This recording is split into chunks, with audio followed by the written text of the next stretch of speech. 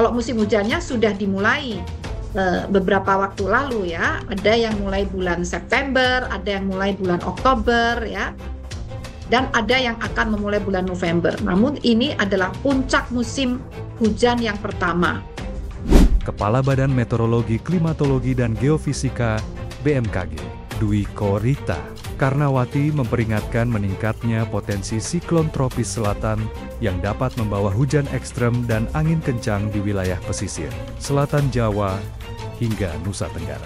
Ia menambahkan bahwa pada November ini, periode siklon tropis di wilayah selatan Indonesia mulai aktif, sehingga masyarakat perlu mewaspadai potensi terbentuknya sistem tekanan rendah di sekitar Samudra Hindia yang dapat berkembang menjadi siklon tropis. Siklon tropis yang berkembang di Samudra Hindia dapat memicu peningkatan curah hujan secara drastis dan menyebabkan banjir besar di wilayah pesisir. Kami mengimbau pemerintah daerah untuk memastikan kesiapsiagaan infrastruktur dan masyarakat terhadap kemungkinan dampak bencana, kata Dwi Korita. Dalam konferensi pers virtual, ia menambahkan, pemantauan BMKG terhadap suhu muka laut di Samudra Pasifik menunjukkan bahwa dalam 2 bulan terakhir telah terjadi pendinginan di wilayah Pasifik dan melewati ambang batas El Niño, yaitu pada September dengan anomali suhu muka laut di Pasifik Tengah dan Timur sebesar minus 0,54 derajat Celcius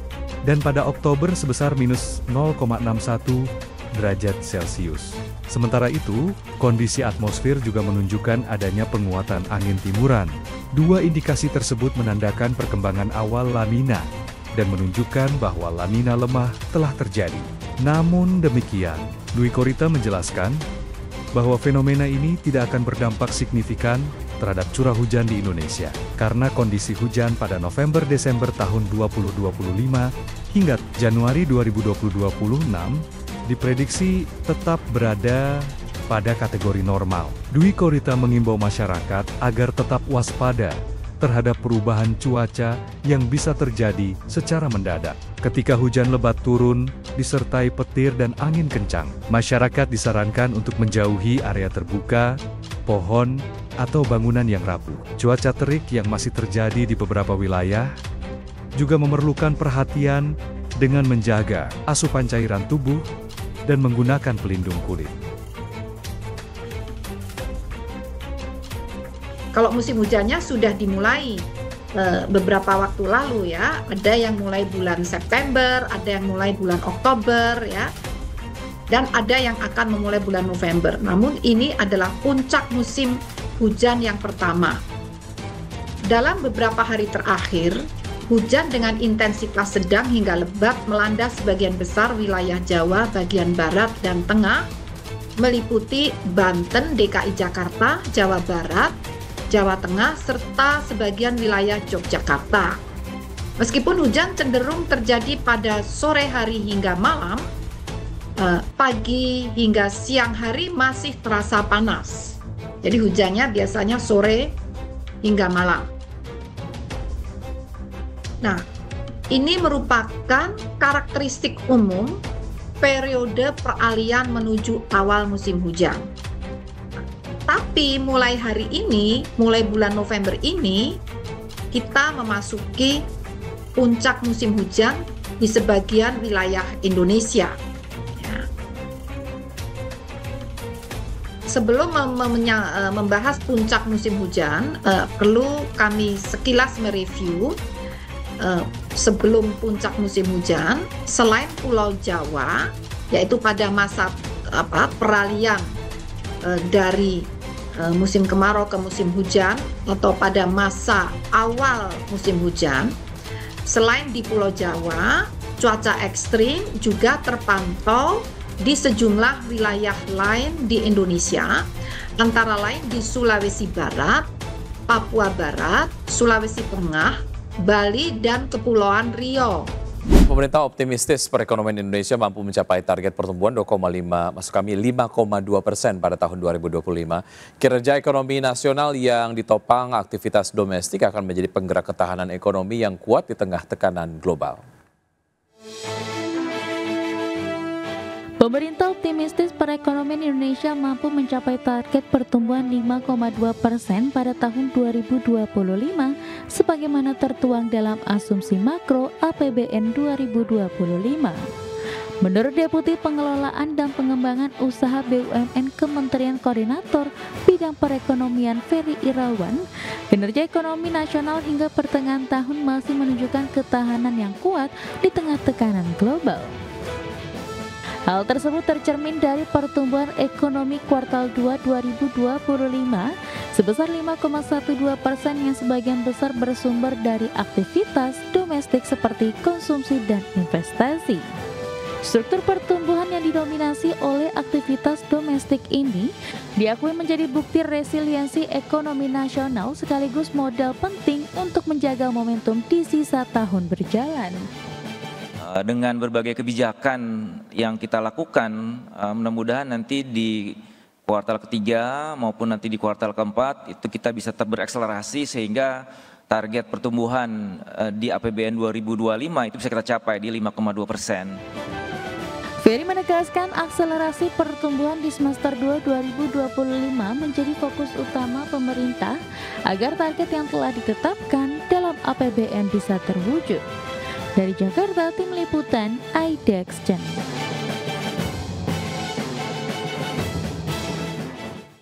Direktur Eksekutif Institute for Development of Economics and Finance atau INDEF Esther Sri Astuti menilai kondisi ekonomi global saat ini masih mengkhawatirkan dan mendorong Indonesia berada dalam pusaran ketidakpastian tersebut. Melihat kondisi tersebut, Esther berharap Indonesia bisa menghadapi ketidakpastian global dengan menjaga ketahanan ekonomi domestik agar ketika dunia bergejolak, ekonomi Indonesia tetap kuat dan bisa tetap tumbuh. Pemerintah juga diharapkan bisa membangun kolaborasi kuat dengan berbagai stakeholders dalam mendorong perekonomian domestik khususnya pihak swasta. Menurut Esther, peran swasta sangat krusial untuk resiliensi ekonomi. Tantangannya memang nyata. Di sini perubahan itu harus kita hadapi, mau tidak mau dan suka tidak suka. Namun di tengah perubahan dan ketidakpastian global, saya yakin bahwa kita juga bisa mendapatkan peluang. Peluang itu adalah pertama transformasi digital, kemudian berkembangnya rantai pasok regional dan beberapa area yang kita bisa manfaatkan. Disinilah peran penting dari resiliensi ekonomi domestik. Resiliensi bukan hanya cara kita bertahan, tapi resiliensi adalah bagaimana kita bisa mampu beradaptasi di tengah ketidakpastian global ini dan tetap tumbuh walaupun kita dalam krisis maupun resesi. Terima kasih Anda masih bergabung sama kami. Pemirsa, kembali mencetak laba setelah setahun merugi, PT Lipo Cikarang Tbk atau LPCK berhasil memperbaiki kinerja keuangan hingga kuartal 3 tahun ini. Setelah pada periode yang sama tahun lalu mencatat rugi triliunan rupiah, kali ini LPCK mampu bangkit dengan laba ratusan miliar rupiah. LPCK mencatat laba 264,84 miliar rupiah. Hingga kuartal 3 tahun ini berbalik dari rugi 1,6 triliun di periode yang sama tahun lalu. Perbaikan ini didorong lonjakan pendapatan neto sebesar 250,27% secara tahunan menjadi 3,36 triliun rupiah dari sebelumnya 961 miliar rupiah. Penjualan rumah hunian dan apartemen menjadi penopang utama dengan kontribusi 2,34 triliun. Selain itu LPCK berhasil menekan beban lainnya secara signifikan dari 1,37 triliun rupiah menjadi 16,61 miliar rupiah. Perseroan juga mencatat penghasilan keuangan neto 16,98 miliar berbanding terbalik dengan beban keuangan neto 81 miliar rupiah pada periode yang sama tahun lalu. Alhasil laba per saham dasar LPCK naik menjadi Rp52 dari sebelumnya Rp601 per saham.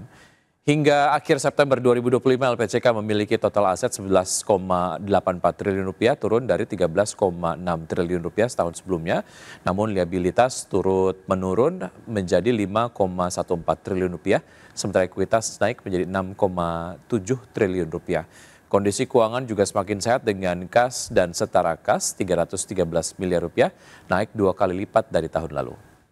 Ya, harga minyak anjlok sekitar 2% pada perdagangan di hari Selasa menandai penurunan selama 3 hari beruntun dan pelemahan ini terjadi karena investor menimbang dampak sanksi Amerika Serikat terhadap dua raksasa minyak Rusia terhadap pasokan global serta potensi rencana OPEC Plus untuk meningkatkan output.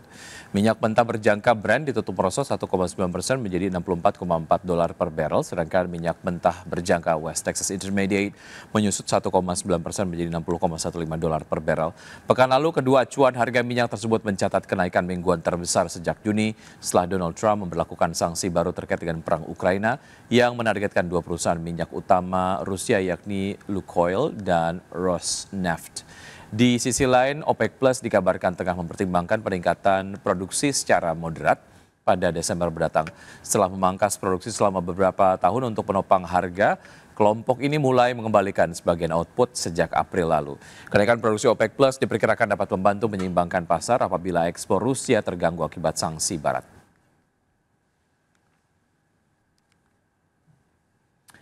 Ya, selanjutnya pemirsa dari bursa global, bursa Wall Street kembali mencetak rekor penutupan tertinggi pada perdagangan di hari Selasa didorong kelonjakan saham Nvidia setelah perusahaan tersebut mengumumkan rencana membangun superkomputer kecerdasan buatan untuk Departemen Energi Amerika Serikat serta optimisme investor terhadap laporan keuangan raksasa teknologi pekan ini.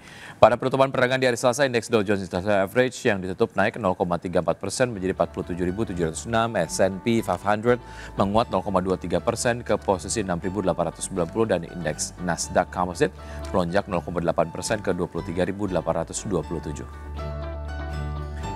Ya, sementara itu dari bursa Eropa, pemirsa bursa ekuitas Eropa berbalik melemah setelah 3 sesi beruntun mencetak rekor tertinggi seiring dengan terjadinya pergeseran fokus investor dari perkembangan hubungan dagang Amerika Serikat dan juga China ke laporan keuangan emiten kakap. Stocks 600 ditutup turun 0,22% ke level 575,76.